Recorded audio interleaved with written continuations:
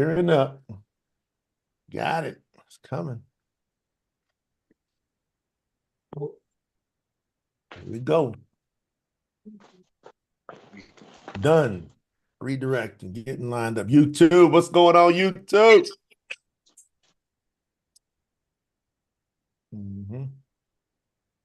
Let's get this going here.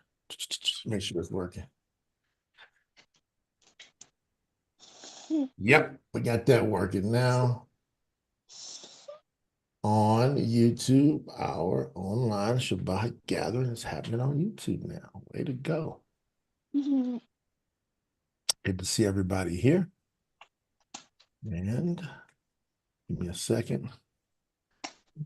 We got the YouTube rocking now.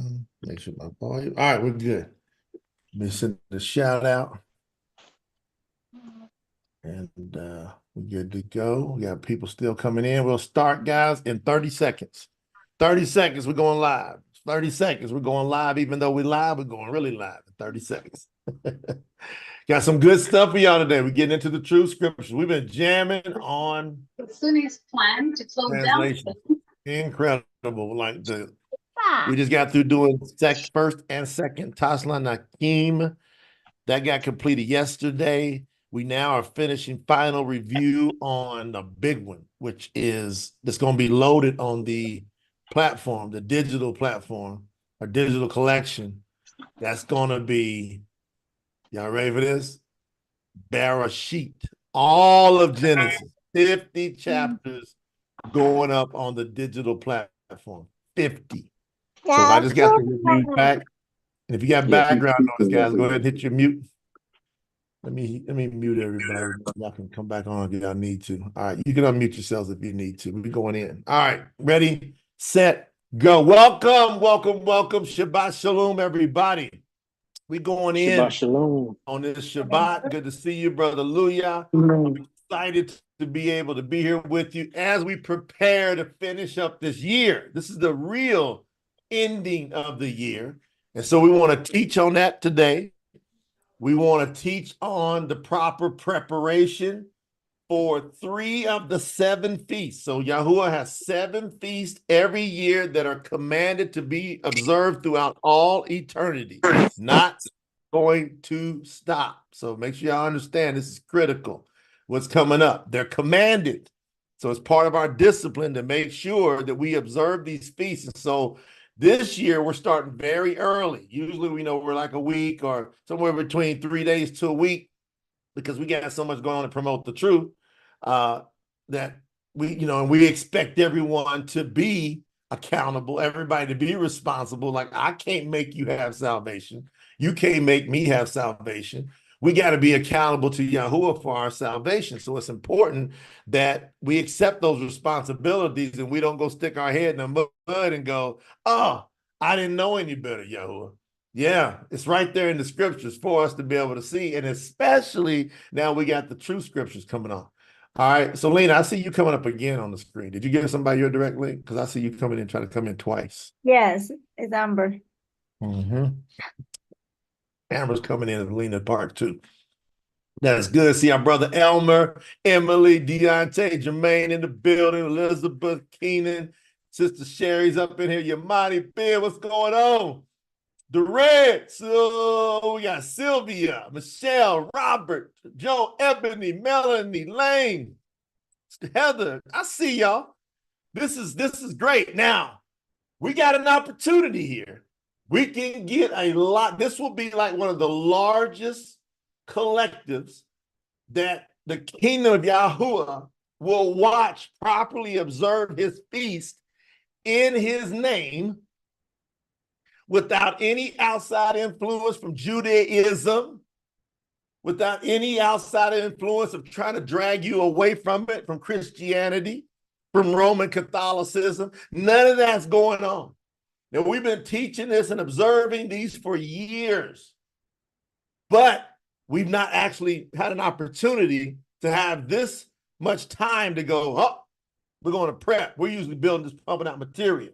But now, everybody will be left without excuse because this is thousands of people are going to watch this video, the replay, thousands.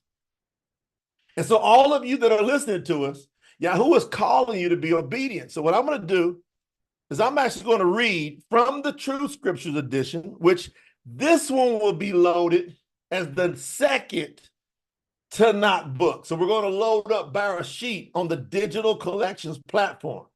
So you can pay for access to that, or if you are a package contributor, so if you at least have reached the bronze package level, you get free access to all of these. So each one we upload, they're nominal. It's like $20, but that's $20, and you're thinking it's going to be at least 10 of those loaded. So that's an extra $200 you would not have to pay as long as you get to at least bronze package qualified. You get access to go look at these scriptures. This is ahead of them being released when it comes out in a hard book formula. So you get a head start on this and you get to learn. And everybody that's in there, we're getting nothing but incredible feedback. People going, now the scriptures really make sense to me. Everybody is so excited because all the contradictions are gone. Have y'all noticed that when you're reading the True Scriptures edition? Robert Renson, have you noticed it? You're like, oh, because you can pick up another version and go look at the True Scriptures, and then you can see what makes sense and what doesn't, right? And so that's what we're excited about. So I'm going into the True Scriptures today. And again, welcome everybody over on YouTube. You can come into the live if you want. I see there's over 50 people already on YouTube. Shabbat Shalom to everybody. Shabbat Shalom. If you want to come in the live, Lena, drop that link. If they want to come over here and participate, because we'll open this up after we do the teaching. So we're going to teach because everybody needs to pay attention. You should probably take notes today. This will be a good time to take notes because your blessings, opportunity are getting ready to go to a whole new atmosphere if you pay attention, okay? So your blessings, because Yahuwah will bless you based on your obedience. So he wants us to be obedient. Now, here's some lessons that's going to be taught out of this. Get ready. Here's some lessons going to get taught. The calendar is a big deal. So the festivals makes us have to look at the real calendar.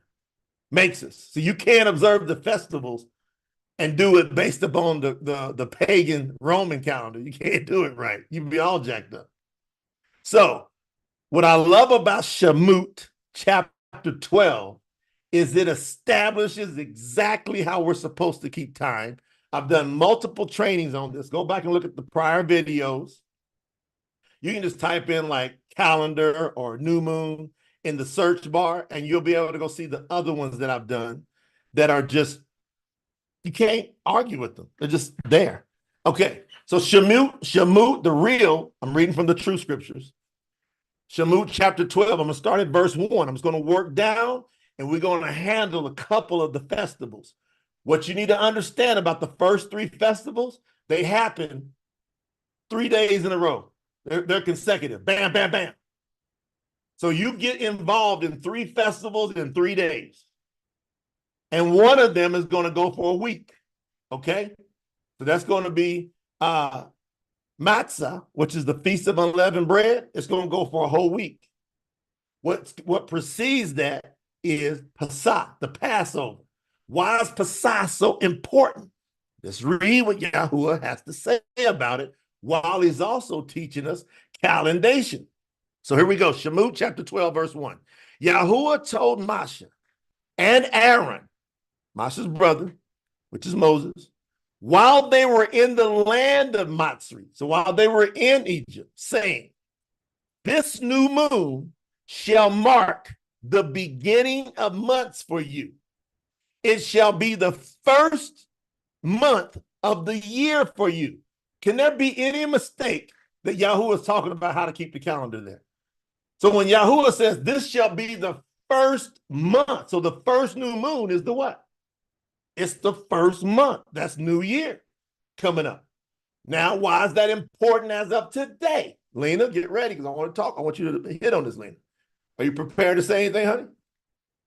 Yes. I know you got a lot going on with messages, but watch. So, Lena, when it says, this new moon shall mark the beginning of months for you, it shall be the first month of the year for you. As it relates today, pagan month, March the 3rd, why is that scripture so important what I'm reading now, Lena? It's important because if we don't know exactly when the month start, then we're gonna be doing our feast in the wrong dates. And it was very specific when he talked to us on the details. I have learned on his teachings how detailed he is on everything, because the scriptures are pretty much step by step in our lives. It's not just a story that people are telling, it's just like what are we supposed to do in our daily basics, and knowing how important the feasts are for him, and the outcoming of not celebrating his feast, how much that's going to affect our salvation. So when he says this is a law forever, and we are not doing it in the right day, then we have a big problem. Okay, It's so like, come with me. I want to focus on the actual calendation time now, honey. Today's March 3rd. yes, Okay. And on the real calendar, tell people where we're at. I want everybody to learn, where are we at as on it relates to the year right now. on the real calendar, we are on our, today's March 3rd, today's our third Shabbat. Third So Shabbat. next third Shabbat, on the next Shabbat, that is going to be the last Shabbat. So hold on, let me slow it down. Let me slow it down. We're on the third Shabbat of the real 12th month. Everybody Correct. catch that?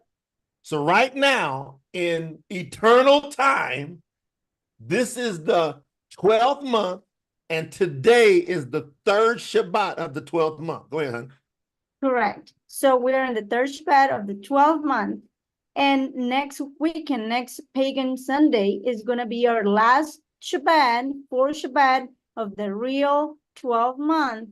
And we're having the last day of the year. Everybody So got that? ending a So year. what's happening is next Shabbat. So next Sunday, Pagan Day Sunday, that's going to be the last Shabbat of the month and the last Shabbat of the year. And it just so happens that's the final day of this year. Correct, Lena? Correct. On Monday, on Pagan Monday, that is March 11, we're starting our new year with a new moon day. Everybody got that? So this is beautiful. Not this upcoming Pagan Day Monday. The following Monday, that's real New Year's Day. Not this crap they did on January 1st. That ain't real new. That ain't the new year. And not celebrating at midnight, Right. doing it at 12 o'clock at night. So we're doing the new year is starting in the morning. Right. Once the sun is coming out on the March 11th, that's our new moon day on the beginning of our new year. All right. Everybody got that. So we got new moon. The next new moon is the new year. So why is that important when it comes to this scripture? Now that you know that, now let me read the scripture and see how much life it has to you. YAHUAH told Moshe and Aaron, while they were in the land of Matsah, that's where we get the word misery from, Egypt, saying, this new moon shall mark the beginning of months for you. It shall be the first month of the year for you. That is a command then. That is a command when? Right now. So right now, you got an opportunity to get in line with YAHUAH. See, look at that. Like Duran's over one of the 144. I see your shirt, Duran. All right. Now watch. This is how beautiful this is. He goes, it shall be the first month of the year for you. Speak to the assembly of Israel, saying, on the 10th day of this month, every man shall take a lamb for his family according to the size of his household. Now, pay attention. This lamb was literal for all the way up until Yahushua came. That had to be done all the years from the time they came out of Matsah all the way until they went into I should say, until Yahusha showed up. This is the deal. This is why they hate Yahusha so much, those that are in Jerusalem, in Israel now. They hate him because he showed up and took all this away. All these traditions, the old covenant was taken away. So pay attention. On the 10th day of this month, what day will that be, Lena, on the pagan calendar this year, this upcoming year? Our Passover is going to No. The 10th day, Right. the 10th day, the 10th day. The 10th day. So from the new moon, it goes on Yes. the 10th day of this month. Every man shall take a lamb for his family according. So on the 10th day, they were preparing for the Passah. That's March 21st. Y'all got that? So that's where they were, their minds. So right around that time, everybody here in the Promote the Truth community and those who call on Yahuwah throughout the world, on that real 10th day of that new moon, everybody's brain should get into literally thinking about that Yahuwah Mashiach. When he came as Yahusha, he was about 4 or 5 days out from getting slaughtered. Okay? So everybody understand that. So here we go. If the household is too small for a whole lamb, then they must share it with their closest neighbor. Take into account the number of people there are. You are to determine the amount of lamb needed in accordance to what each person will eat. The lamb you choose shall be a 1-year-old male without a blemish. Got it? So it cannot have a blemish. So it needs to be a perfect male lamb without a blemish. Very important here. So you can choose it from either the sheep or from the goats, and you shall keep it until the 14th day of the same month. And the whole assembly of Israel shall slaughter it in the evening. Then they shall take some of the blood and put it on the 2 doorposts and on the beam of the door of the houses in which they are eating. That same night, watch this, fam. That same night, they are to eat the meat roasted with fire. They shall eat it along with unleavened bread, that means bread without any yeast, and with bitter herbs. What's some bitter herbs, Lena? What's some examples of bitter herbs? I can't remember the name of like that. thyme. Yeah, the thyme, the rosemary, that's the name Basil. of mint and basil. Yeah. Right? Those are like some bitter herbs. Okay. Now, verse 9 of chapter 12, Shamut, Exodus. Do not eat any of the lamb raw or boiled with water. It must be roasted with fire, with his head, legs, and internal organs. So that lamb is representing Yahusha when he was here. His whole body was intact. Okay? Now, watch this. Do not eat any of it. No, I should say, do not let any of it remain until the morning. That's why you need to know about what you need to eat as far as lamb, is what he's saying. Don't let any of it remain till the morning. Any of it that is remaining in the morning, you are to burn it with fire. Burn it all up. Like Lena's got pictures and stuff of when we do lamb and all this. It's pretty cool. Verse 11, this is how you should eat it. You should be dressed with your shoes on your feet and your staff in your hand. You shall eat the meal in a hurry. It is Yahuwah's Passah. So what's going on here? He's about to deliver them out of Matsah, out of Egypt. That's it. They've been the Para, the Pharaoh has been hard as heart. They done went through heck and high water. He's done sent one unbelievable miracle after the next, plague after the next. And the Para, the Pharaoh wouldn't let the people go. But guess what? All of a sudden, Yahuwah says, go and put that blood on your doorpost because something's going to happen. Let's see what's going to happen.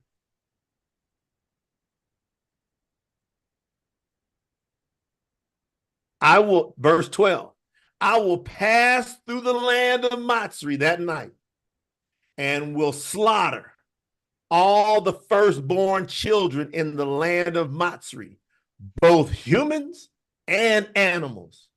I will execute judgment against all Elohim, sign-name gods, of Matsah. Then he ends by saying, I am YAHUAH.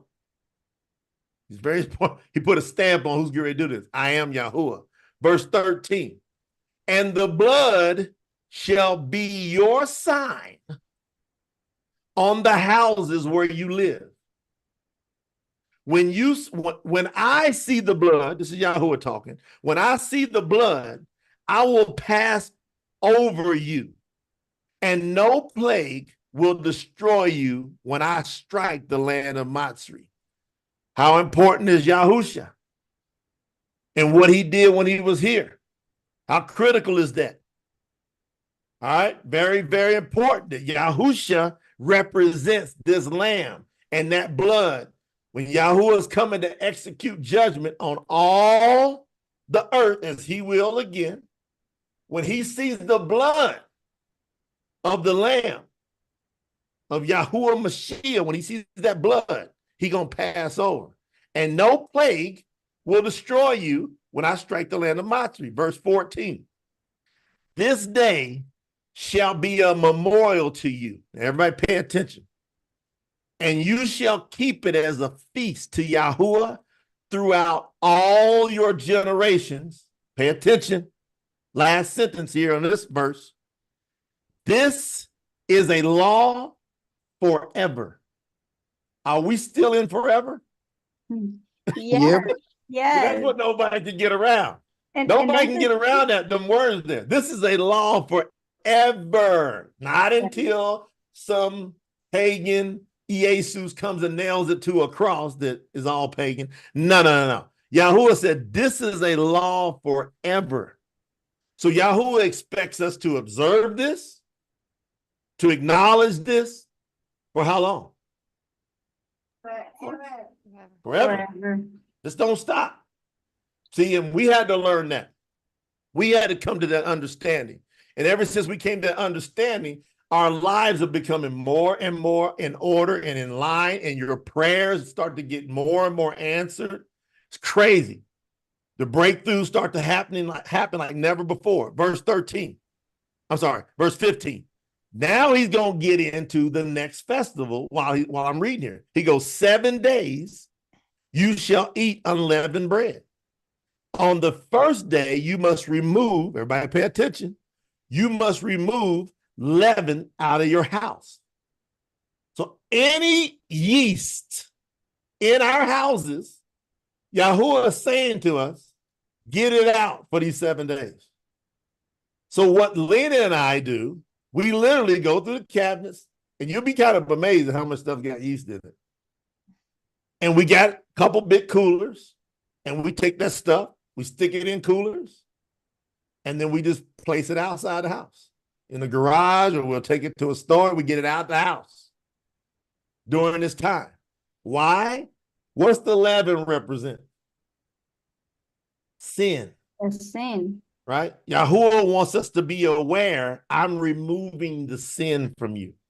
So I want you to keep noted. So these little basic things he asks us to do are just reminders to keep us on point in our walk with him. So he says, 7 days you shall eat unleavened bread. On the first day, you must remove all leaven from your houses. Anyone who eats any leavened bread from the first day until the 7th day, that person shall be cut off from Israel. Y'all hear that? I have a question about all leaven. Is that also considering like baking powder and those kind of stuff? Anything with yeast. Anything that rises, in other words, right? Specifically yeast, not rises, yeast. Okay. Yeast. All right. So keep going here. Maybe one thing here, note, a lot of things, they change the names and the manufacturers and that kind of stuff. So make sure you use Google to make sure it's yeast that you're doing. And maybe try to don't buy too much stuff like the 2 weeks previous to the unleavened bread. That way you can consume most of the things, and you don't have, there's things that even if you put them in coolers and everything, they're gonna go bad. That way you don't throw away things that you don't have to. All right, here we go. So that person shall be cut off from Israel if you eat leaven for this whole week. All right, 16. And on the first day and the seventh day, you are to have a set apart gathering. So you will notice that we at Promote the Truth will have online set apart gatherings on the first day and the seventh day of Unleavened Bread. Y'all will send out the notifications. Hey, brother, Now, excuse me. yes, I have sir. a question. It's pretty important. I think it's pretty important because it says on the first day you must clean. I've heard a lot of people saying they start cleaning before. What's your take on that? On the scripture? We do it that we get up that morning and clean it out. Yeah, exactly. So when we wake up from we start the Passover the next day. We Right. wake up the next morning, but now you can get it in order, kind of line it up. Exactly. Okay. Go ahead and get it lined up. Maybe you want to do it 3 or 4 days beforehand, but don't pack it out until that first day to stay in line with what he's saying here. Hallelujah. Great question. All right, here we go. So on the first day, verse 16, and on the seventh day, you are to have a set apart gathering. No manner of work shall be done on those 2 days. Everybody get that? Just on those 2 days. So you can work all the rest of that week of unleavened bread, but on the first day and on the seventh day, which happens to be Shabbats anyway, so it's pretty cool. There's Shabbats anyway. So he's letting us know, no manner of work shall be done. Now, except, everybody pay attention, except for preparing the food you are to eat.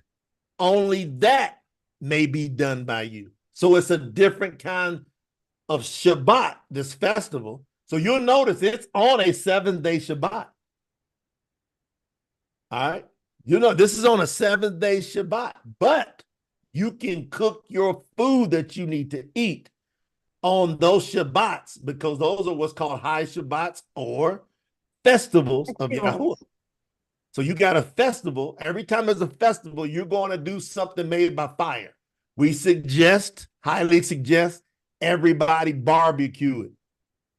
Have some fire to what you are preparing. And I would have it be lamb if I were y'all. That's what I would have it be. So just follow as close as we can with what the scripture's saying. All right, I'm going in. Verse 17.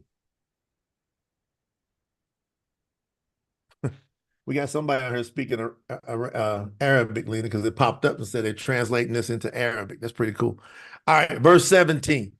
And you shall observe the festival of Matsah, unleavened bread, because on this same day, why is this important? He's going to tell us why. I brought your massive regiments of people out of the land of Matsah. Therefore, you shall observe this day throughout your generations. This is a law forever. Forever. What does that mean, Lena? It means that it haven't been wiped out. It haven't nailed to the stake. It haven't stopped. It's forever. So when he's telling us that we have to do, and that's what we was talking about, details, right? That there's so much details. If you read all these scriptures slow, and that's why I was taking the calendar, I was grabbing my phone, I have the YouTube in one side and everything in here, trying to get everything here. Just read every single date when he's telling you about like the 10 days. I think I said March 21st, but it's actually March 20, the 10 day when you get is March 20, the 10 day, and then the 15 days is going to be on the 24th as our Passover. So you want to make sure you know all these details. And then once you read every detail, it's not hard because it's like when you're learning something and then it just get part of your life. You're just doing it, and it's forever. It's forever and for all generations. So it's our command to teach that to our kids the right way. That way it can keep passing the right way to all the generations. That's how we change it. That's how we make it right. Now, watch how detailed Yahuwah is. He's going to come back. He's going to do some confirmation here. Starting in verse 18, he's confirming everything.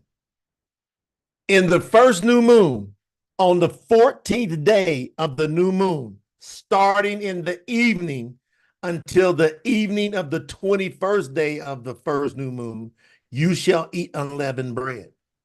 All right, so he's telling us there's something important happening starting in the evening of the 14th day.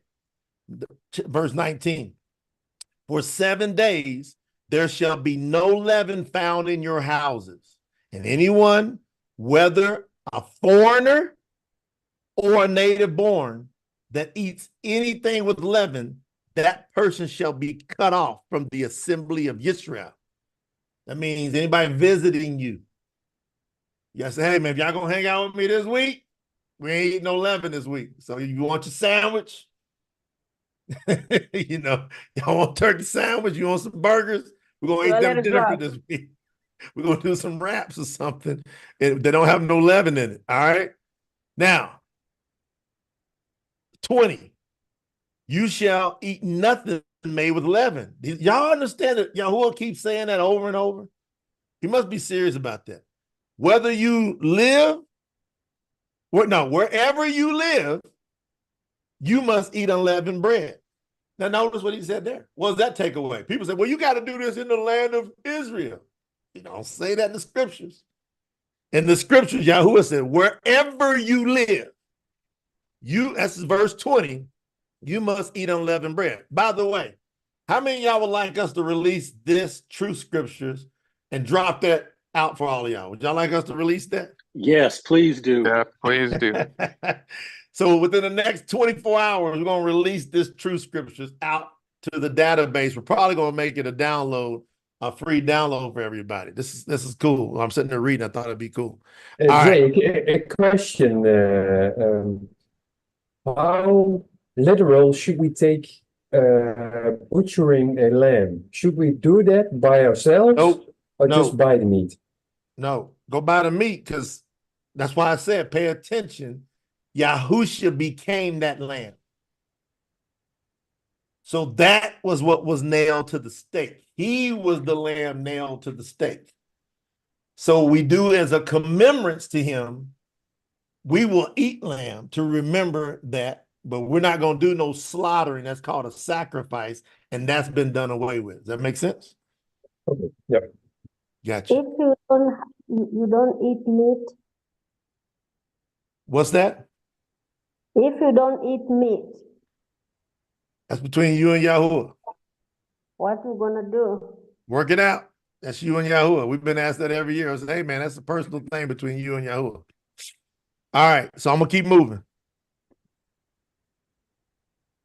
I'm going to keep going. Here we go. Then Masha summoned, verse 21, all the elders of Israel and said to them, go at once and select lambs for your families and do the slaughter for the Matsah. Take a bundle of hyssop branches and dip it in the blood that is in the basin. This is good. Then put the blood on the top of the door and on the two side posts of the door. None of you shall go outside of the doors of their houses until the morning, for Yahuwah will pass through to strike the Matzrim. That's the Egyptians. And when he sees the blood on the top of the door and on the two side posts, Yahuwah will pass over the door and will not allow the destroyer to come into your houses to strike you. And you shall observe this occasion and these instructions for yourself and your descendants as a law forever. When you enter the land which Yahuwah will give you, according to his promise, you shall observe this ceremony. And when your children ask you, what does this ceremony mean to you? This is what we're dealing with. We're the children. You shall say, it is the Matsah, the Passover, sacrifice to Yahuwah, who passed over the houses of the children of Israel in Matsah, when he struck down the Matsah and saved our houses. And the people bowed their heads and worshiped. And the children of Israel went and did so just as Yahuwah had commanded Moshe and Aaron. And at midnight, Yahuwah struck down all the firstborn in the land of Matsah, from the firstborn of Para, Pharaoh, that sat on his throne, to the firstborn of the prisoner that was in the dungeon, and all the firstborn of the livestock as well. Para and all his servants got up in the night along with all the Matsah, and there was a loud cry all throughout Matsah, Egypt. There was not a home from the Matsah without someone dead in it. Think about that. There was not a home without someone dead in it. 31. And Para, Pharaoh, called for Moshe and Aaron during the night and said, rise up, leave my people, both you and the children of Israel. Go and serve as you have requested. Go and serve Yahuwah as you have requested. Take all of your flocks and your herds as you have said, and be gone. And also, please bless me. So now the one giving them all that hell, he going, look, take everything, but just before you go, please bless me. And the Matsah urged the people to hurry up and leave the country. So all the Egyptians were like, y'all got to get out of here. We're going to all die if y'all stay here. For otherwise, they said, we are all going to die. Verse 34. So the people took their dough outside leaven in it, right? So the people took their dough outside with leaven in it, and they carried it on their shoulders in kneading troughs wrapped in clothing. The children of Israel, one second. While I'm teaching, I'm making notes. And the children of Israel, verse 35, did according to the instructions of Moshe. And they asked the Matsah for articles of silver, gold, and clothing. Yahuwah gave the people favor in the sight of the Matsah, so that they let them have whatever they asked for. Pay attention. And they plundered the Matsah. That means they bankrupted the Egyptians. And the children of Israel journeyed from Ramses to Sukkot. There were about 600,000 of them, not counting the children. Did y'all pick that up? 600,000 of them, not counting the children. A mixed multitude of other people also went out with them. It wasn't just them. It was the foreigners that was like in unison with them. They said, y'all going? We're going. Along with droves of livestock, both flocks and herds. And they baked unleavened bread from the dough which they brought out of Matsah. It was not leavened because they were rushed out of Matsah and they did not have time to prepare any food for themselves. Now, the time that the children of Israel lived in Matsah was 430 years. It's a lot of years, fam. At the end of the 430 years, to the very day, all the divisions of the people of Yahuwah left the land of Matsah. It is a night to be observed in thanks to Yahuwah for bringing them out of the land of Matsah. This is that night of Yahuwah. It is to be observed and remembered by all the children of Israel throughout all their generations. That's what we're doing. And Yahuwah said to Moshe and Aaron, this is a statute of the Matsah. Listen to this, Lena. Ready? No foreigner shall eat it. There you go. Yep. Anybody that ain't called on Yahuwah, they over at your house or whatever, they don't eat this with you. That's what Yahuwah is saying here.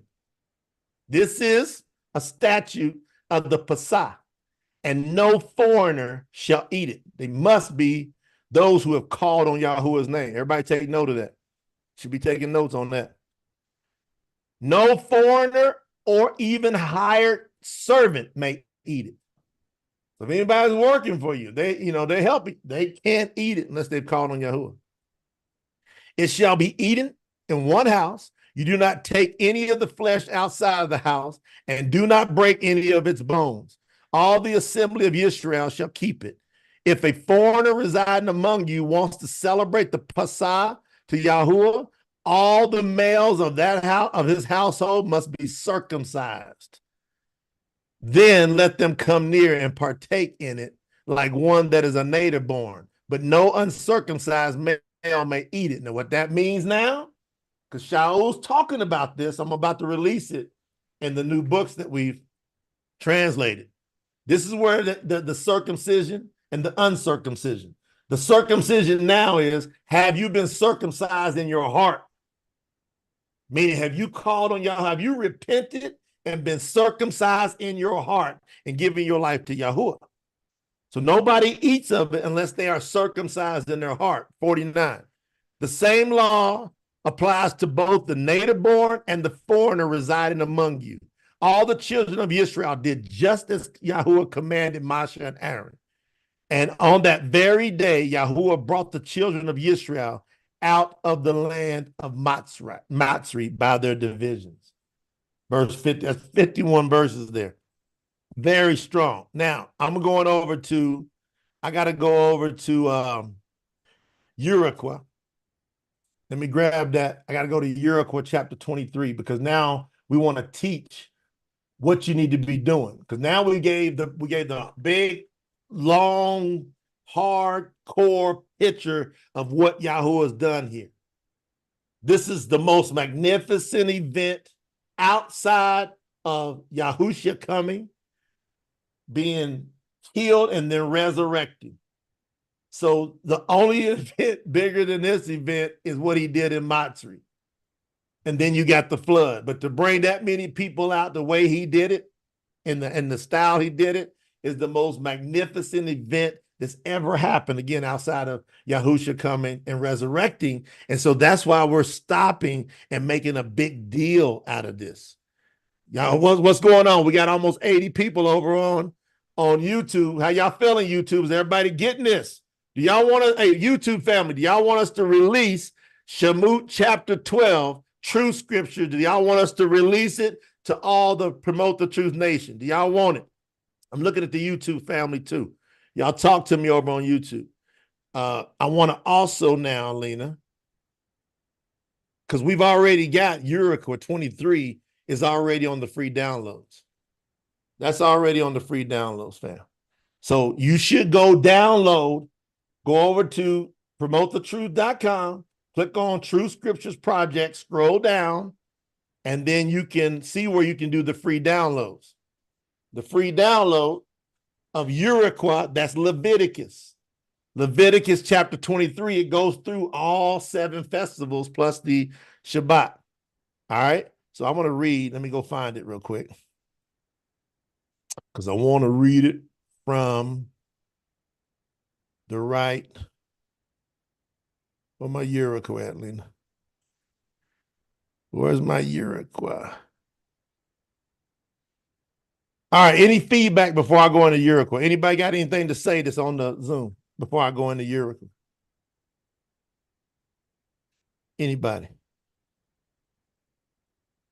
Y'all appreciate us going over this teaching, fam? Everybody here on Zoom, are y'all like, all right, this is good, I want to be prepared? Absolutely, yes. Thank you. The world needs this, boy. Yes. Okay, this is good. Just some questions about what to prepare in the amount, because I'm just on my own. There are no other Yah followers around here. Yeah. So I can only prepare a very small amount. Correct. Not the lamb. Correct. Should I eat the whole week only lamb, or can I just go get you enough lamb for you to eat.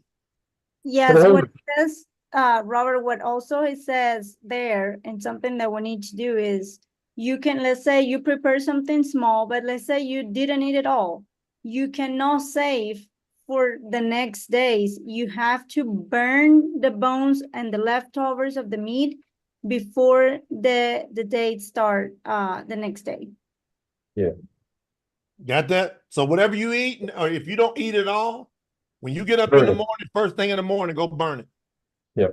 Pretty cool too. Our son Kyle gets into it. He's like, man, I can't wait to do the burn. Well, we get to have a big bonfire, burn this meat, burn the meat and the bones or whatever we don't eat. All right, and we're gonna explain what to do next. So let me read this, and then we're gonna give suggestions on what y'all should do to observe Passah. We're gonna tell y'all what we do, and maybe that will help you. We've been doing this for years, so we'll tell y'all what we do. All right, so I'm gonna read chapter 23, and I want to deal with the I want to get right down to the Passah. Verse 4, I'm going to go YAHUAH 23. That's Leviticus 23, verse 4. These are the feasts and the appointed times of YAHUAH, set apart gatherings, which you are to proclaim at their appointed times. All right, how do we know when their appointed times is, by the way? Seeing this back to the calendar? What he say, like Melanie, didn't he tell us in Genesis, Bereshit? Verse 14, chapter 1, that these two great lights are for what? Signs, appointed times, days, years. So that's why we know that we got to pay attention to the moon and the sun to keep time.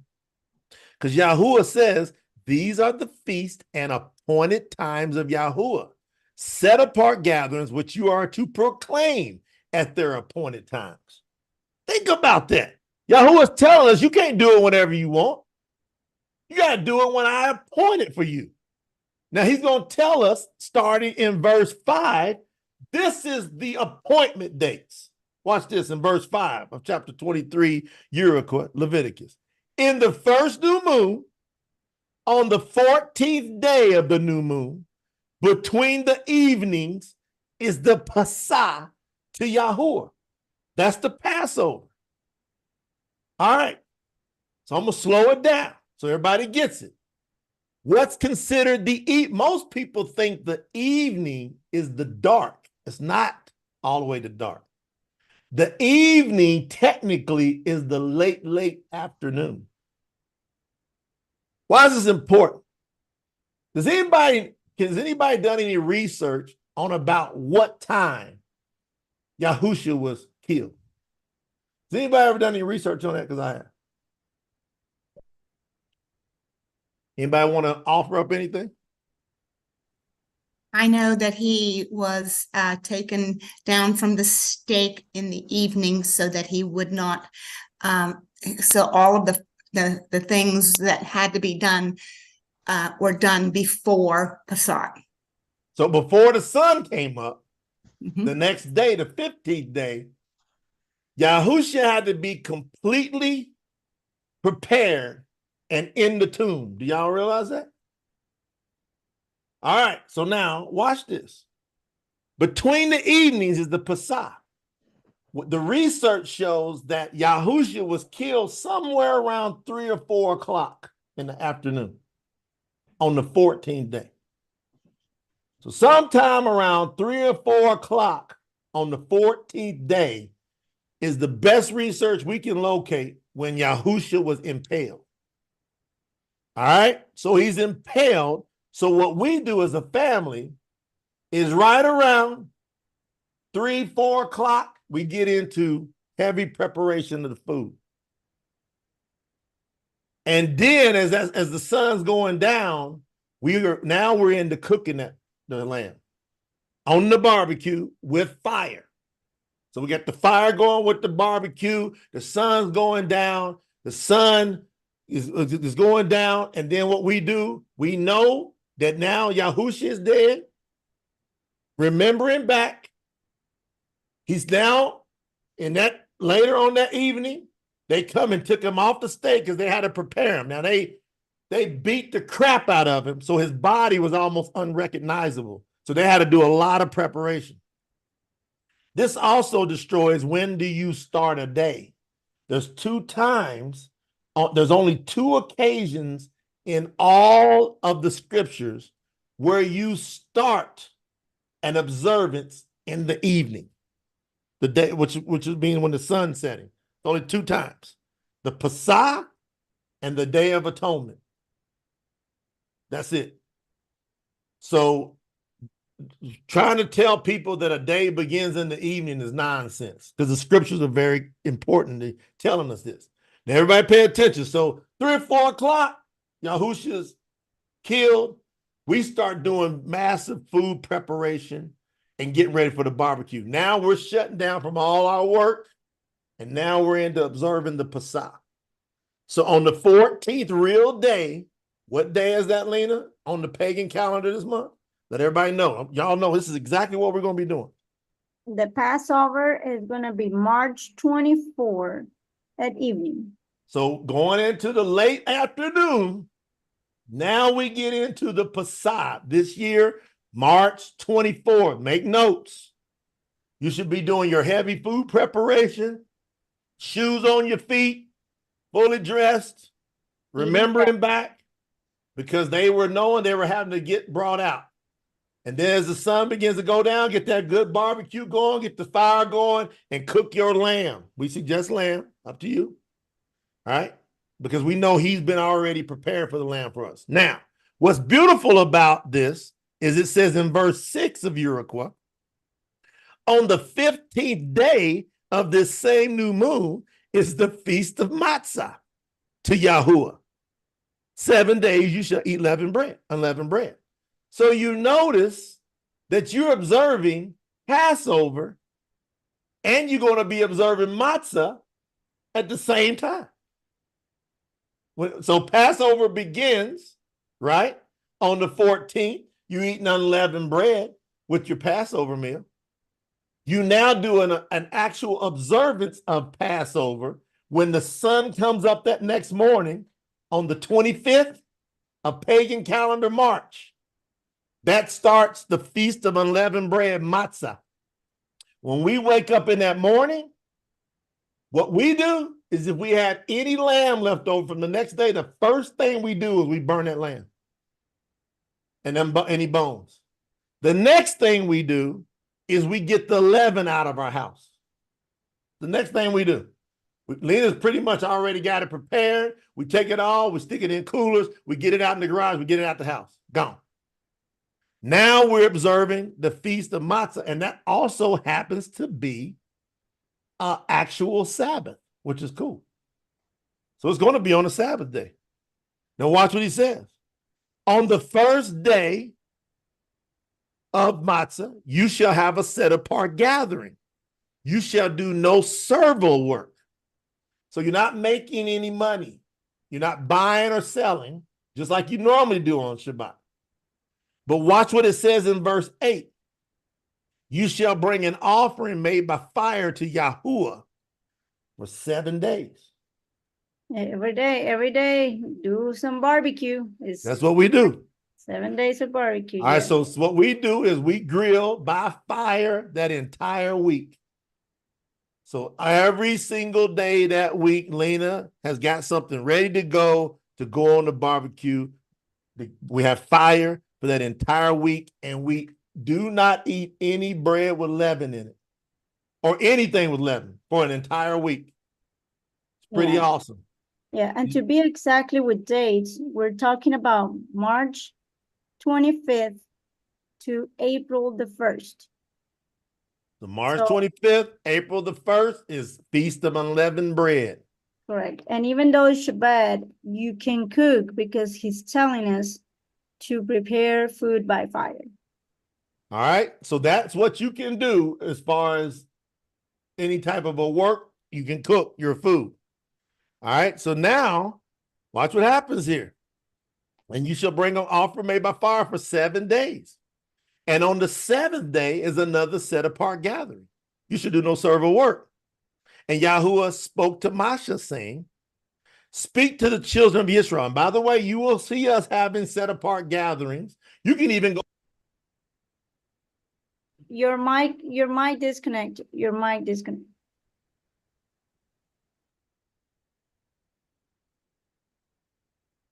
One sec, everybody.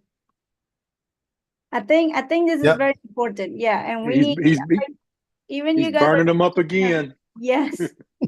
Take notes about everything, and I think it's good to go back to the recording that is gonna be on YouTube.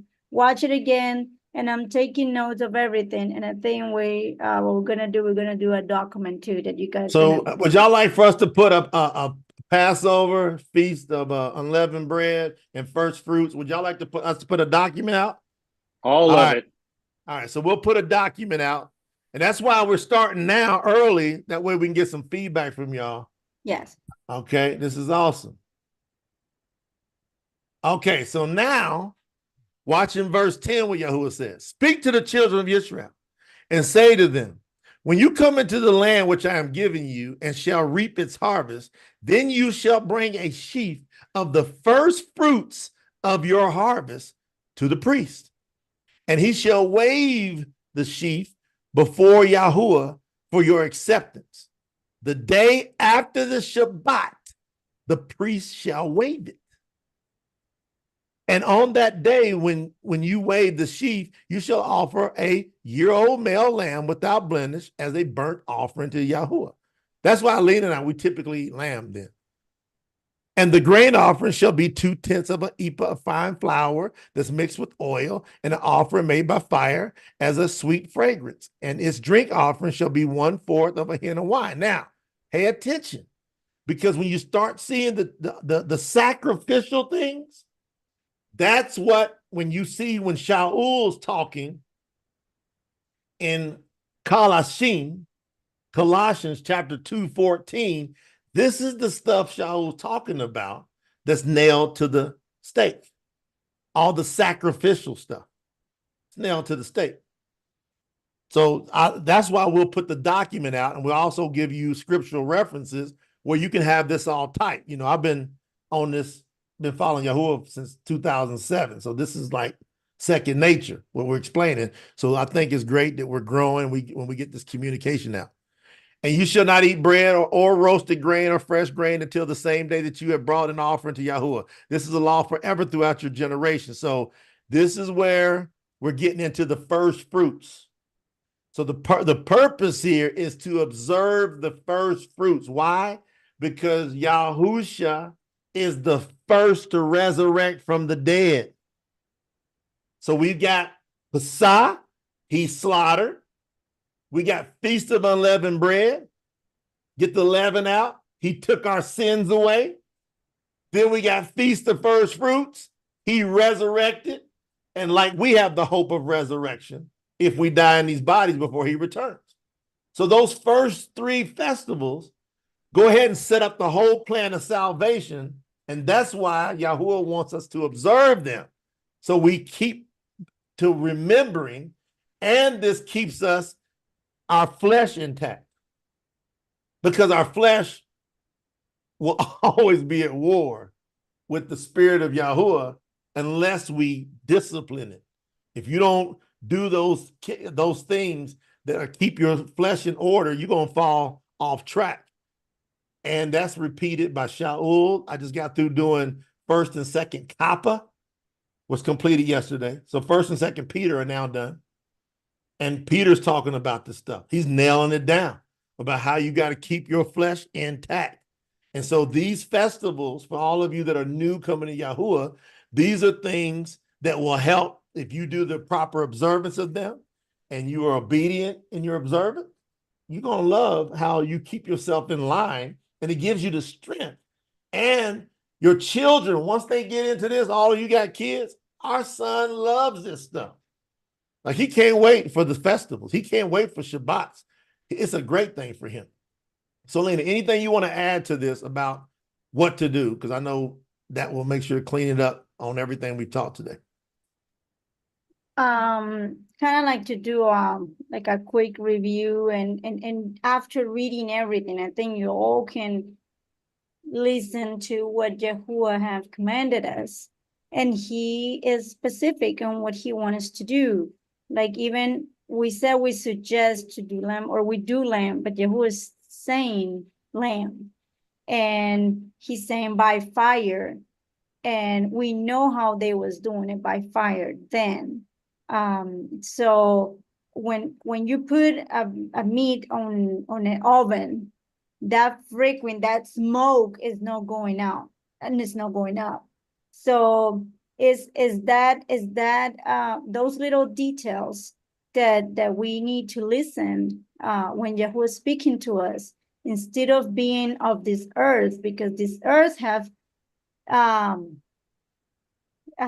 manipulating a lot of things of living on Lena, preference. let me answer a quick question coming in over on the YouTube. Yes. From Rush. She says, you know, when we roast the meat for 7 days, do we eat it or just sacrifice? We're not sacrificing nothing. Yahushua did the sacrifice. We're doing a remembrance, an observance. So we eat, we grub, put some barbecue sauce on it. That's what I do. I mean, you having fun with this. This is a feast. This is a festival. Listen again. These are the feasts, the festivals of Yahuwah. These ain't the somber, oh, I'm cry. We're supposed to celebrate. And that's what we do. We got music playing. Our sons over having dancing, having a good time. We having a barbecue every day. Yes. Feast. It's, Go ahead, babe. It's a celebration. So on the Passover, like we said, around 3, 4 o'clock, you start getting your stuff done in the kitchen. You know, you purchase everything. If you can't purchase everything the day before, if you're missing something for that cooking, you better get it in the morning. So get everything ready. You cannot go out after you start to purchase anything, because it's kind of like you're starting a Shabbat. Hold on, babe. I'm gonna come back in because I got questions. I don't know if you're watching YouTube at all, Lena. I'm watching it. Okay. So, okay, Leslie said, my granddaughter, 6 years old, can she partake? If you have called on Yahuwah and you as an adult are immersed and saved in Yahuwah, every child of yours is also saved in Yahuwah. Once they hit their accountability age, 20 is the age. 20 years old. Not 18. Bamidbar tells you when the accountability age is. It's 20. So when a child, when your son or your daughter hits 20, they now are accountable into Yahuwah. You should have taught them those ways. But as for me and my house and my children, until they reach 20, they're under my covering and Lena's covering. Does that help you, Sister Leslie? Keep going, Lena. Correct. And we have another question here for Jen on YouTube. And she said, does it have to be lamb for 7 days? What we do lamb on the Passover. For the rest of the days, we mix up like chicken, we mix beef, we mix lamb. It's Buffalo. Buffalo, yes. Man, so if I got me some good old elk, I'm gonna get some elk. So we mix. So I hope this helped to Jen. So when we do that, make sure you get everything ready. You prepare your meal. Hold on, Pauline says grill or oven. Fire. Grill. It's got to be fire. Like we're looking for 144 people, and we're on the same page. I want Daniel to post some pictures of the barbecue, the fire going, and I love to have Robert with the same, and Joe and Ebony, and 144 of us. We had a barbecue for 7 days. Yes. I have a question. Come on, sis. What about the broiler in your oven that uses fire? If it's gas grill, can you broil your meat? What I think the purpose would be is something about, I'm gonna tell you, this is just my viewpoint from eldership. That smoke going up. There's something about that smoke. So fire. It is about the smoke. You know, yeah, I think it's something about that smoke going up that Yahuwah loves and gives a great representation. But the key, again, is fire. So technically, you know, long as it's fire, sis, you good. But if you want to feel that feeling, I would highly suggest you get that smoke going up. Just something about it I noticed. I would just stay in the safe side. I have a question. Go ahead. Deontay. When we done with the bones, we supposed to also, let's say you finish your meal, Also burn the bones in the morning. Dealing with the Passover only. Okay. Only the for your bones and any Passover meat that's left leftover. over only. Passover only, and that's the morning of the 15th. First thing you get up. Yes, that's gonna be on the 25th. So on the 25th, you wake up really early and you get every leftover that you have, and that is completely on fire. And I think this gives us also a clue here, because when you're not able to disappear these bones by other type of cooking, only by putting them in the fire. So when he's talking about bringing the meat on the lamp on fire, it's like that fire touching the meat in order to also do it with the bones. That's kind of like what I just got from that clue. So you catch that, Melanie? Okay. So that be ready. Remember your salad, like a salad with the herbs, the bitter herbs. I also use we always use a lot of mint and rosemary. So and I think I have a recipe somewhere too there. So y'all want to put a little recipe in there too. We can mix that in there. Hold on, I got another question over here. This is a funny one though. Where'd it go? Okay, Christy said, we have a dog, so rather than waste the food, can we give it to them? Okay, so now Yahuwah said, Christy, this is only regarding Passover, family. Pay attention. Passover meal. Whatever meat or bones is left over from that Passover meal that happened that evening of the 14th, that night, the 14th, you are to burn it, Yahuwah says. Yes. It's not wasting it. It's being obedient, because you're only dealing with that meal. So don't look at it as wasting, sis. Look at it as being obedient. Yes. And I think, and that's what we keep talking about, details and the ways of Yahuwah. His ways are not our ways. And he's telling us what to do for his plan of salvation, for teaching us that if we're able to listen to those little details, we're going to be able to listen and be obedient on the big stuff. But if we're questioning little things, imagine what we're going to do with the big stuff he teaches. That's correct, Elmer. Elmer says only on that 25th day of March. Yes, that morning, first thing, whatever you got left over from that lamb that evening before is when you were going to burn it up. You got to worry about any other day. I think more and more this document that Lena wants to put together with the team is going to be important. Y'all want that document on? Robert, like, come on, man, give me that document. That's the way we. And the recipe too. 144 document. Passover 144 document. And Duran said, I will buy a lamb without bones. If there you go. Yeah. And if you have meat left over, you still have to burn the meat too. Okay. So make sure we know that. The filet mignon. Filet mignon and lamb. Come on.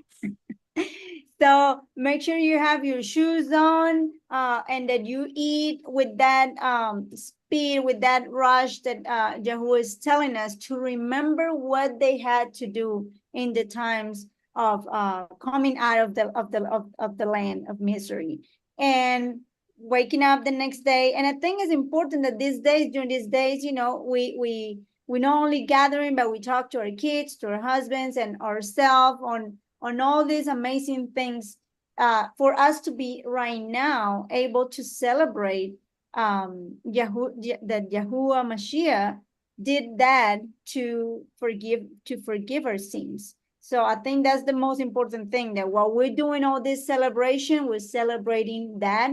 And then starting from the 25th, you burn the bones, the leftovers of any meat from that meal. Then you take all the leaven out of your house. You put it in whatever store you wanted to put, or in the garage, or in the backyard, whatever you think. Make sure animals don't get into your stuff. I know how it is in USA.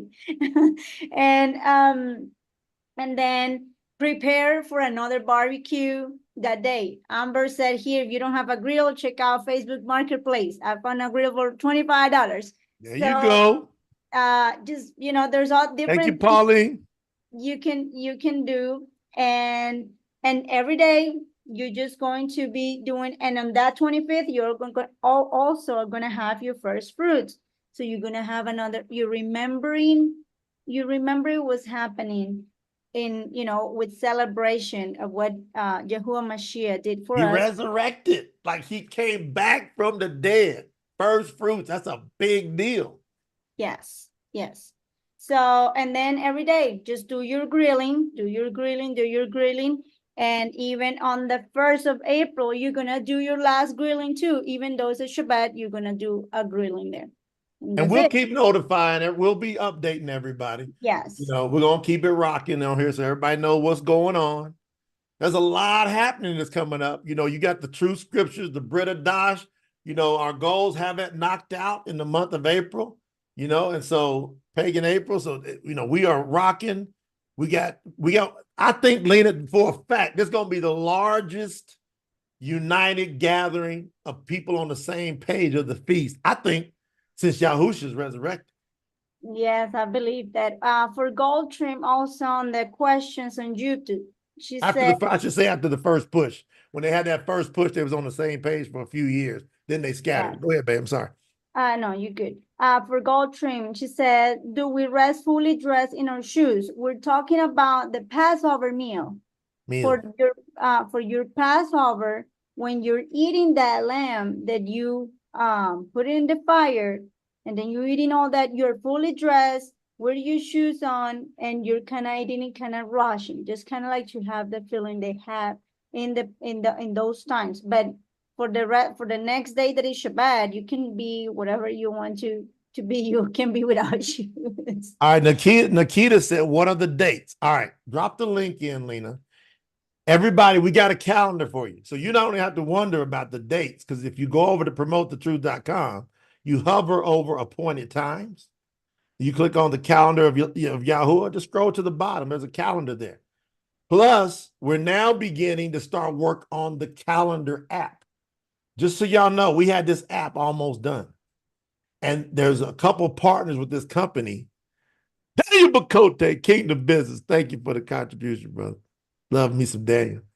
Like we had the calendar app almost done. We were so excited. Some partners got into it, and then they skated off with our stuff. And we've tried to get a hold of them, can't.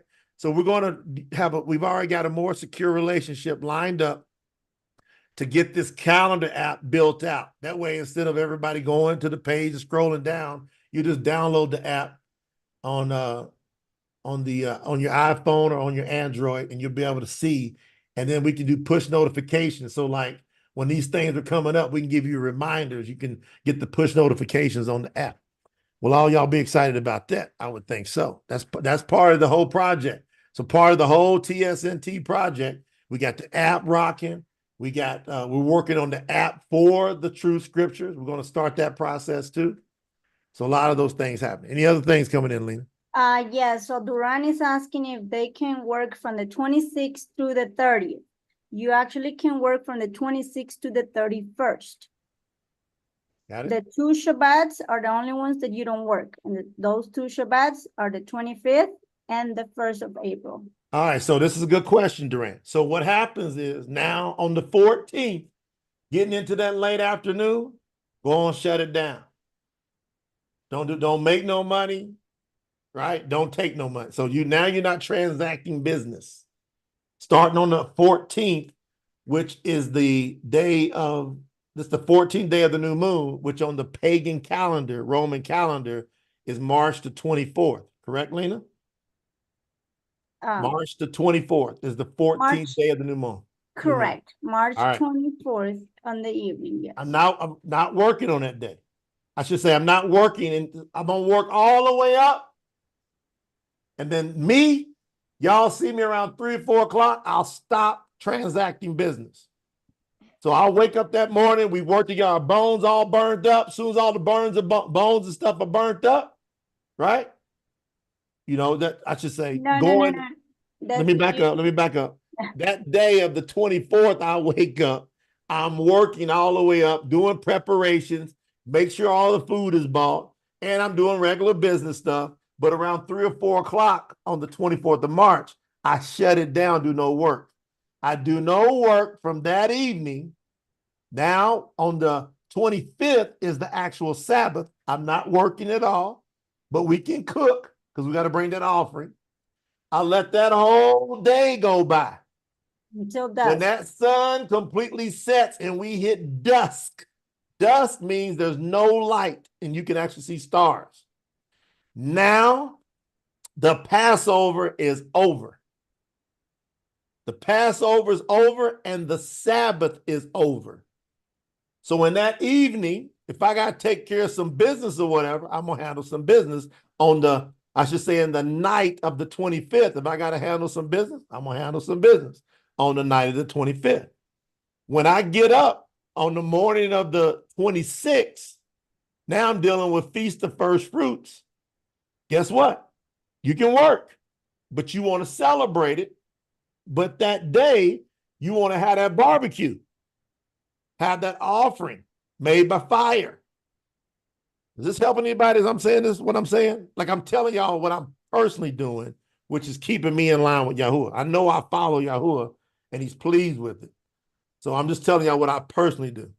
All right. So that Feast of First Fruits Day, every day, right? I'm going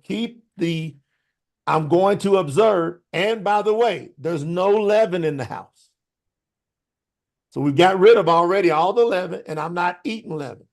So I'm not stopping and grabbing a burger somewhere that's got leaven or whatever. If I want to eat a burger, I get me a wrap, the lettuce wrap burger, something like that.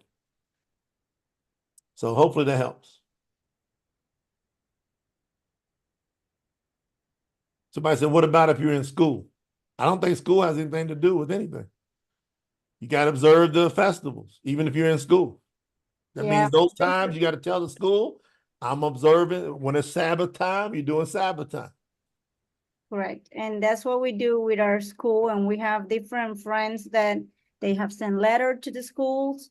They have talked to their teachers and they have tell them that for Shabbats is their work for them. So they have to be at the house resting. And for the Passover, if they need to come out of the school earlier, you guys gonna have to pick them up earlier to have them with you at the house in order to do the festival. And let me lay into that before we wrap it up. Listen, we get a lot of questions regarding the school thing in kids. School education is not an excuse to disobey Yahuwah. Y'all gonna have to make that decision. If you simply obey Yahuwah, he will provide you a way. It is against, in most countries, it's against the law to discriminate for purposes of race, religion, creed. You can't discriminate in most free countries. So we have people that are submitting letters. And Melanie, maybe you want to come up with something, maybe as a template, Melanie, for everybody. You know, she's our education specialist in the kingdom of Yahuwah. She helps to educate our kid, right? I can do that. All right. So Melanie, if you could do that and we could put a template over on the, would y'all like us to put a template on the Promote the Truth site? That's a template coming from a 40-year educator. Melanie, maybe you can comment on it just a little bit. How do you feel about what I'm saying, Melanie, in regards to the kingdom of Yahuwah and education for kids? Well, being in the kingdom does not mean you don't have to educate your children. What you can't do is educate your children on the days that are forever we are to celebrate. So the template that I would put out there would be sort of like a letter that you would write to your boards of education or those people or schools, and they cannot keep you from bringing your children out of schools on those days. And I would go one step farther to say that if they insist on you doing homework or that sort of thing, okay, you can do that, but not on the day itself. So, makeup work is something that they will have to do. but don't do it on those days. So I will make a template for a letter that you can write to your schools. And your background, Melanie, just for the people who don't know about you? I taught for 42 years. I retired in 2017, but the COVID-19 pandemic forced me back out of retirement to help children do things at home and help their children. So I am, that's my degree, is in elementary K through 8. I was grandfathered into pre-K, so I know everything from pre-K. This book behind me is a book that I wrote to homeschooling parents. And you can get it on Amazon or Barnes and Noble. But I'm also certified as an inclusion specialist. I'm certified in math up through middle school. I'm certified in a lot of different things. I have a master's degree in curriculum and instruction, so I can actually write curriculum for you if you need that. So, you know, children are my life, and I still am doing children today. So I'm especially, you know, concerned about those who are YAHUAH children, so that I can help you with that too. So that's awesome. So Melanie, you know, is going to be one of our teachers in our virtual retreat. Everybody put your seatbelt on for that, because she's going to break down in detail. She's got an international bestseller. How many countries did that book go bestseller in, Melanie? it went bestseller in the United States, Canada, Great Britain. So that includes all of the countries in Great Britain, and Australia. And Australia. So she's calls on the name of avid follower of YAHUAH, is on the front line with us. Part of the team here at Promote the Truth. She does a phenomenal job. Y'all make sure y'all show her some love. Lane Brooks said, any advice? The same letter that probably Melanie's going to write in regards to the school teachers, you can use for employers. So we might want to put something together like that too, Melanie, for employers. Because your employers cannot, in most free countries, discriminate against you. So some people are so afraid of this, but y'all gonna have to decide. Ain't everybody going into the kingdom? Y'all know it, we know it, period. So for everybody that wants, that's why he says you got to choose whether you're gonna follow mammon, money, or YAHUAH. And the funny part about this is YAHUAH said he will provide for you if you follow him. You won't worry about money. And if you are having to worry about money, that's because you're having a faith issue. Everything has principles to it. And so we got to start from the ground up. Call on the name of YAHUAH. Call on his name. Like, be immersed to his name. He gave you then promises. Now you got to decide, is YAHUAH lying or not? When he said, I promise to never leave you nor forsake you. When you read in YAHUAH, chapter 6, right? Verse 33, seek first the kingdom and its righteousness. What does that mean? Doing what YAHUAH wants you to do. What is right that YAHUAH wants you to do? First, then all these things. What's the things? Here comes the mammon. Here comes the clothes. Here comes the food. Here comes the house. Here comes the car. All these things that you need. Yahushua, when he was here, he says, your heavenly Father knows you need them. But as long as you're focused on the things, then you don't have the kingdom first. So now the mammon is your Elohim. That's the issue. That's the issue. So you are what we're raising up from Promote the Truth. This is a fact. We're going to be pushing people to homeschool. We're going to be pushing that narrative. Y'all might well put your seatbelts on. We believe that you should be educating your kids at home. If you go back, and Melanie's going to probably do a report on this. Thank you so much. She's going to probably do a report on how education became an Elohim. It became a God to people. And so, you know, early days, people weren't sending their kids off to their enemy to get taught. Like if you send them into the typical public school system, what in that school system honors Yahuwah? Have you stopped and thought about that? Instead of arguing and complaining, what we got to do, what did Yahuwah practically tell Masha when Masha was complaining about Pharaoh, Parara, not letting the children go? Really what Yahuwah is saying is, why are you coming to me complaining about something I gave you the power to change? Hold on. That's a hot way to end this today, huh? Why are we going to complain or be worried or be in anxiety about something that Yahuwah gave us the power to change? I'm telling you. So dealing with all this nonsense that the world's trying to throw on us, Yahuwah says you got to resist the devil and then he will flee you. But you can't be inviting the devil in and then saying, man, I wonder why this stuff is happening to me. When you put your children in these pagan educational school systems, then you're going to invite the devil in. You're going to invite chaos in your home. So you're going to have to make some decisions on that.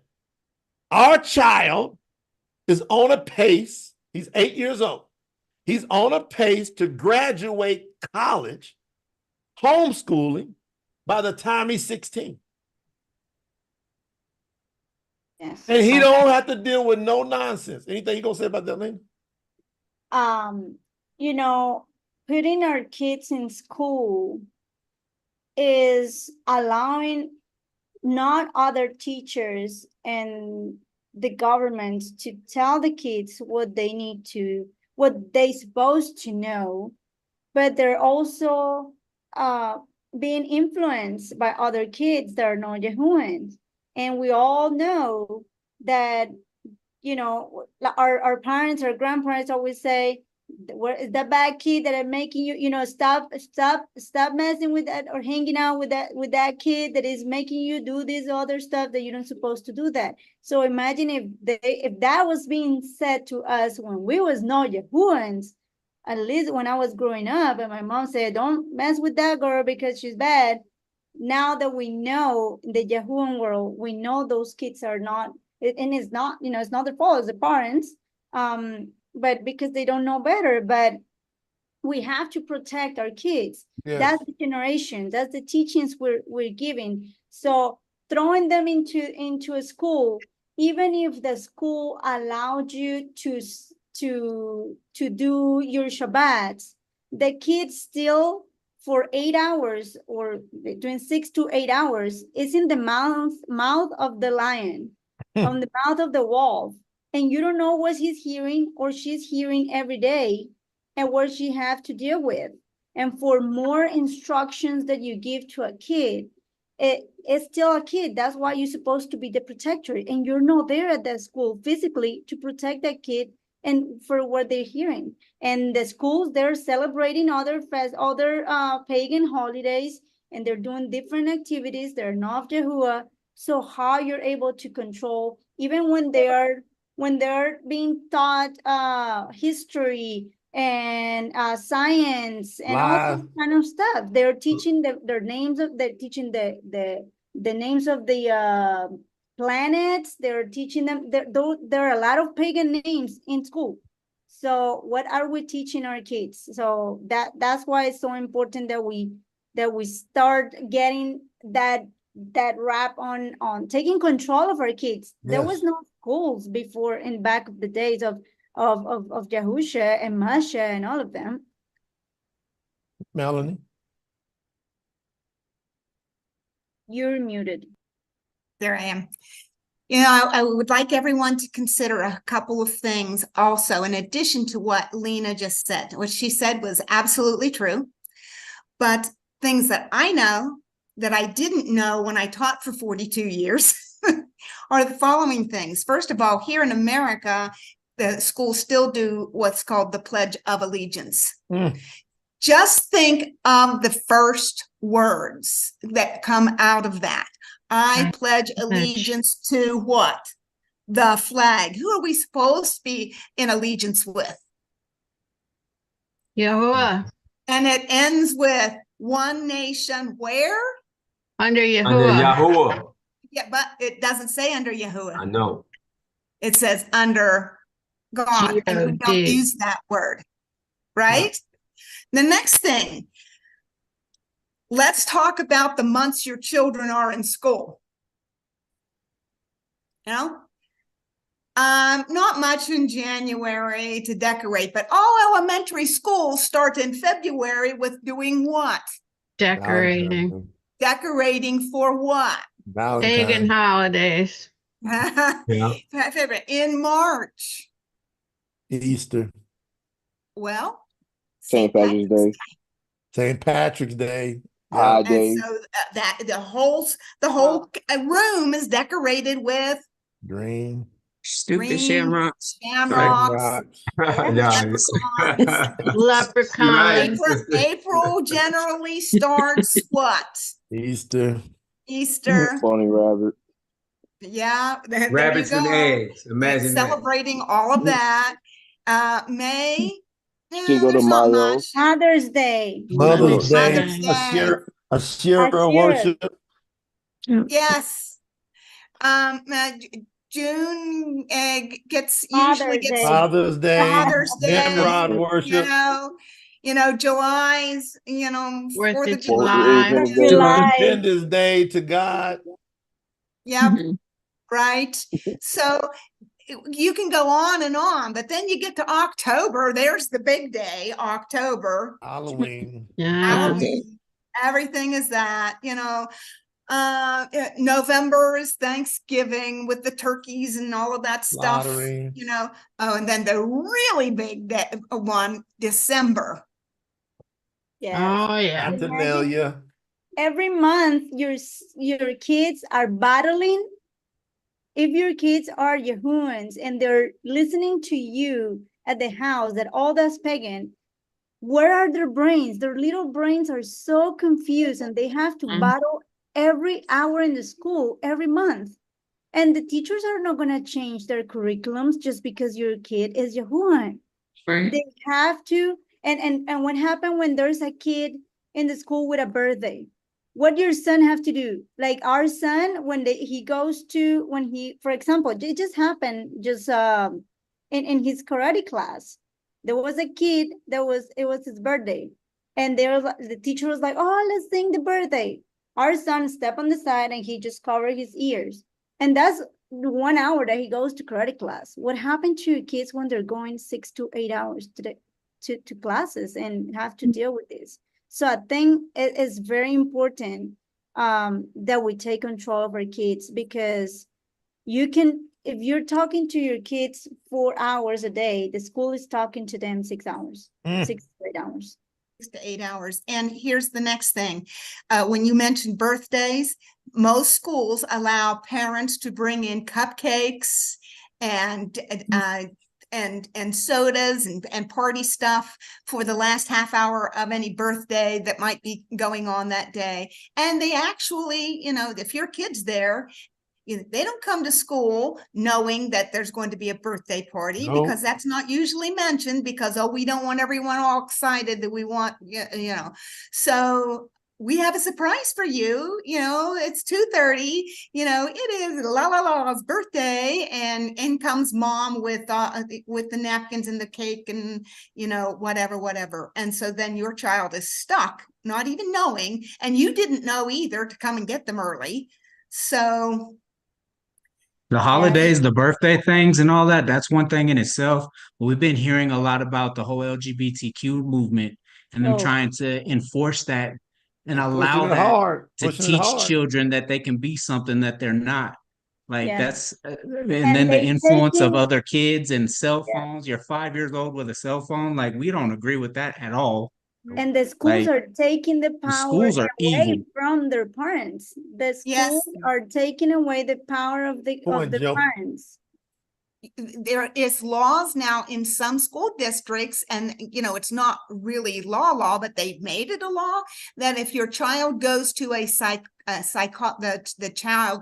counselor and says, I'm having these feelings, the counselor is not allowed by law to talk to the parents about what that child has just come to the school, come to them with. And as far as the LGBTQ RSTV movement that's going on, that's another thing. My grandson sent me a video of what his health teacher showed in class, and it's about how Sam and Julie went into the dressing room and come back out dressed as the opposite sex, and all kinds of stuff. And they're allowed to do that because this is me, and I am me, and I'm allowed to be me. And I watched this like this, and I said, "What did you think about that?" He said, "Well, I'm old enough to know that that's not true." I kind of laughed at it, but he was still given. He was exposed to it. Right. It's pay rent. It's no longer parents. If you're paying to rent that child, you have no response. You have no control of what the child learning is taught now. So what we're doing now in wrapping this up is from Promote the Truth. We are tearing it down. Tear it down. We're going to send out the call that everyone here, listen. Hallelujah. Yahuwah is now speaking to you. You are to protect your children. Yes, sir. Thus says Yahuwah, raise the child up in the way they should go, and they will not depart. So we are to protect our children. They don't have no other protection. It is a form of spiritual abuse if you allow your children to willingly and knowingly go somewhere to where they can't protect themselves spiritually, emotionally, socially. So that's a tough message. But that's why so few are going into the kingdom of Yahuwah, because he says narrow is that gate that leads to eternal life, and few find it. Y'all catch that part? In order to find it, you got to be looking for it. So when you hear the truth, was you looking to hear the truth? Or does that truth rock your boat to where you can't take it? So what we're doing now is we're prepping, coming up for Matsah. Yahuwah's Matsah, where he came and delivered them out of the land of Matsah. So this is the year, as we go into this next new year of Yahuwah, we are challenging everybody in the Promote the Truth community. Come out of her, my people. Stop willingly submitting to Matsah. That's misery, Egypt. What is the first commandment? I delivered you out of that. What? From the house of bondage. Don't willingly walk into slavery. Don't do it. Don't willingly go and let yourself be enslaved and your children, especially when they need you to be strong. And you can do this. You can do it. Yahuwah is absolutely dependable. So Brother David, Bakota, can you lead us out in the prayer as we wrap up this Shabbat gathering? Do you mind, Brother David? Absolutely. Let us pray. Our Yahuwah, much esteem to your set-apart name. We come before you and we thank you for always hearing our prayer. I thank you for the gathering of this family. Thank you for the leadership, Elder J, Sister Lena. Thank you for each and every member here, including their family members, as we call upon your set-apart name, Yahuwah. As we come together and we worship you and we get taught kingdom business and the truth that is given out through you, through the Ruach, through Brother Jay, and each and every member here that hears. We just thank you. We just thank you for this protection that you give us. Yes. We thank you for the teaching that you give us. Most of all, we thank you for the guidance through your Ruach HaKodesh. Yes. As we leave and depart, may you bless each one of our family members that are going to and from this meeting as we sit together in our homes and we ponder and we meditate on this word and this teaching. Pour out your holy, pour out your Ruach HaKodesh upon us as we bless this gathering. Hallelujah. Hallelujah, Yahuwah. Hallelujah.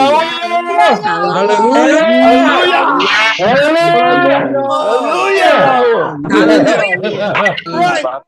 On the count of three, everybody open up your mics. We're going to say hallelujah. On the count of three, hallelujah. Y'all ready? 1, 2, 3, let's go. Hallelujah.